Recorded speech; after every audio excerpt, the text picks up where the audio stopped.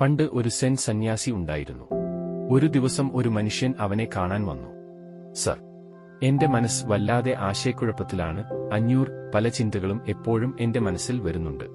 ചിന്തകൾ കുറയ്ക്കാൻ എന്തെങ്കിലും മന്ത്രം തരൂ. അവൻ ചോദിച്ചു. സെൻ ഗുരു അവനെ നോക്കി പറഞ്ഞു, എന്റെ സുഹൃത്തേ, നീ എല്ലാ ദിവസവും ധ്യാനം തുടങ്ങണം. സാവധാനത്തിലും ധ്യാനിച്ച് 500 നിങ്ങളുടെ മനസ്സ് ശാന്തമാകും.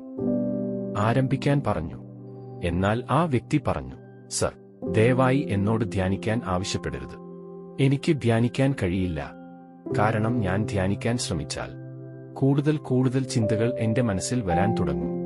കൂടാതെ ചിന്തകൾ നെഗറ്റീവാണ്. അത് എന്റെ മനസ്സിനെ കൂടുതൽ ശാന്തമാക്കുന്നു. സെൻ മാസ്റ്റർ പറഞ്ഞു, വിഷമിക്കേണ്ട മകനെ 500, ഇത് ധ്യാനത്തിന്റെ പ്രാരംഭ ഘട്ടങ്ങളിൽ സംഭവിക്കുന്നു.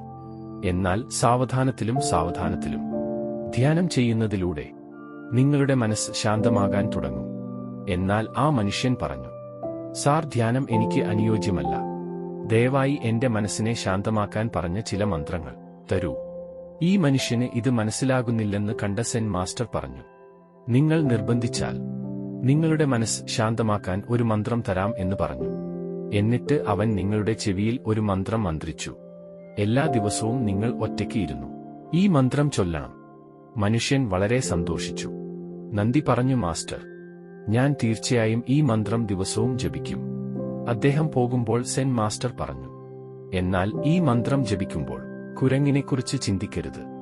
അല്ലാത്തപക്ഷം മന്ത്രം ജപിക്കുക ഉപയോഗശൂന്യമാകും. സർ, ഞാൻ എന്തിനാണ് ഒരു കുരങ്ങനെക്കുറിച്ച് ചിന്തിക്കുന്നത്? എന്റെ ജീവിതത്തിലൊരിക്കലും ഒരു കുരങ്ങനെക്കുറിച്ച് ചിന്തിച്ചിട്ടില്ല. നിങ്ങൾ വിഷമിക്കേണ്ട എന്ന് പറഞ്ഞു സന്തോഷത്തോടെ പോയി. വീട്ടിൽ തിരിച്ചെത്തി മന്ത്രം ചൊല്ലാൻ ഇരുന്നു. ഈ മന്ത്രം ചൊല്ലുമ്പോൾ ജൈന ആചാര്യന്റെ വാക്കുകൾ ഞാൻ ഓർത്തു, കുരങ്ങിനെക്കുറിച്ച് ചിന്തിക്കരുത്. കുരങ്ങിന്റെ ചിത്രങ്ങൾ എന്റെ മനസ്സിൽ വരാൻ തുടങ്ങി. എന്നാൽ അവൻ കുരങ്ങുകളെ അവഗണിക്കാൻ ശ്രമിച്ചപ്പോൾ കുരങ്ങുകൾ അവന്റെ മനസ്സിലേക്ക് വരാൻ തുടങ്ങി. കുറച്ചു കഴിഞ്ഞപ്പോൾ അവന്റെ മനസ്സ് പൂർണ്ണമായും കുരങ്ങുകളാൽ നിറഞ്ഞു. കുരങ്ങ് ഒരു പ്രശ്നമാണെന്ന് ആ മനുഷ്യന് അറിയാമായിരുന്നെങ്കിൽ എന്തുകൊണ്ടാണ് അദ്ദേഹം എനിക്ക് ഈ നിർദ്ദേശം നൽകിയതെന്ന് സെൻ മാസ്റ്റർ കരുതി. അവൻ കുളിച്ചു, പുതുവസ്ത്രം ധരിച്ചു, മന്ത്രം ചൊല്ലാൻ ഒരു മുറിയിൽ താമസമാക്കി. എന്നാൽ അദ്ദേഹത്തിന് മന്ത്രവാദം നടത്താനായില്ല. കുരങ്ങുകളെ എല്ലായിടത്തും കണ്ടു. അവൻ തന്റെ കുടുംബാംഗങ്ങളുടെ മുഖത്തും കുരങ്ങുകളെ കാണാൻ തുടങ്ങി. അവൻ പിറ്റേന്ന് രാവിലെ സെൻ മാസ്റ്ററുടെ അടുത്തേക്ക് ഓടിച്ചെന്ന് എല്ലാം പറഞ്ഞു. സർ, ഇന്നലെ വരെ ഞാൻ കുരങ്ങിനെക്കുറിച്ച് ചിന്തിച്ചിട്ടില്ല. എന്നാൽ നിങ്ങൾ എപ്പോഴെങ്കിലും മന്ത്രം നൽകുമ്പോൾ അന്നുമുതൽ എന്റെ മനസ്സ് മുഴുവൻ കുരങ്ങുകളെക്കുറിച്ചായിരുന്നു. കുരങ്ങുകളെക്കുറിച്ചുള്ള ചിന്തകളാൽ നിറഞ്ഞു. ഒരു നിമിഷം പോലും എന്നെ വിടാതെ ദയവായി എന്നെ സഹായിക്കൂ. ഈ കുരങ്ങുകളിൽ നിന്ന് എന്റെ മനസ്സിനെ സ്വതന്ത്രമാക്കൂ. സെൻ ഗുരു പറഞ്ഞു, ഇപ്പോൾ ജപിക്കുന്നത് നിർത്തൂ, ഒന്നും ചെയ്യരുത്. ആ മനുഷ്യൻ ശാന്തനായി ഇരുന്നു ജപം നിർത്തി. കുരങ്ങിനെക്കുറിച്ച് ചിന്തിച്ചില്ല. എല്ലാം സാധാരണ നിലയിലായി. അപ്പോൾ സെൻ മാസ്റ്റർ പറഞ്ഞു, നിങ്ങൾ എന്റെ സുഹൃത്തിനെ 500 കാണുന്നു. ഞങ്ങളുടെ മനസ്സിന്റെ സ്വഭാവത്തെക്കുറിച്ച് ഞാൻ നിങ്ങളോട് പറയാൻ ആഗ്രഹിക്കുന്നു. അമർത്തുക, അത്രത്തോളം അത് വീണ്ടും ഉയരും. നിങ്ങളുടെ മനസ്സുമായി യുദ്ധം ചെയ്യാൻ ശ്രമിക്കരുത്. നിങ്ങളുടെ മനസ്സിനെ നിയന്ത്രിക്കാൻ ശ്രമിക്കുന്നു.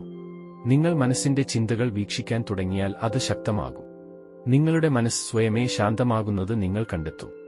നിങ്ങളുടെ മനസ്സിനെ നിരീക്ഷിക്കാൻ നിങ്ങൾ ധ്യാനിക്കണം. 500 നിങ്ങളുടെ മനസ്സിലെ ചിന്തകളെ നിർത്താൻ നിങ്ങൾ എത്രയധികം ശ്രമിക്കുന്നുവോ അത്രയധികം ആ ചിന്തകൾ നിങ്ങളുടെ മനസ്സിൽ വരും. വിദഗ്ധർ പറയുന്നത് മനുഷ്യമനസ്സ് ഒരു ദിവസം 36,000 മുതൽ 80,000 വരെ ചിന്തകൾ സൃഷ്ടിക്കുന്നു. നിങ്ങൾ എന്തെങ്കിലും ഒഴിവാക്കാൻ തുടങ്ങുമ്പോൾ അത് ഒഴിവാക്കുന്നത് ശ്രദ്ധ ആകർഷിക്കുന്നു. അതിനാൽ നിങ്ങൾ അതിൽ കൂടുതൽ ശ്രദ്ധ ചെലുത്താൻ തുടങ്ങുന്നു. അതിനാൽ ചിന്തകൾ നിർത്തേണ്ട ആവശ്യമില്ല. 500 നിങ്ങൾ ചെയ്യേണ്ടത് ഇതാണ്. കറേജ് ടു ആക്ട് മോട്ടിവേഷൻ കഥകൾ.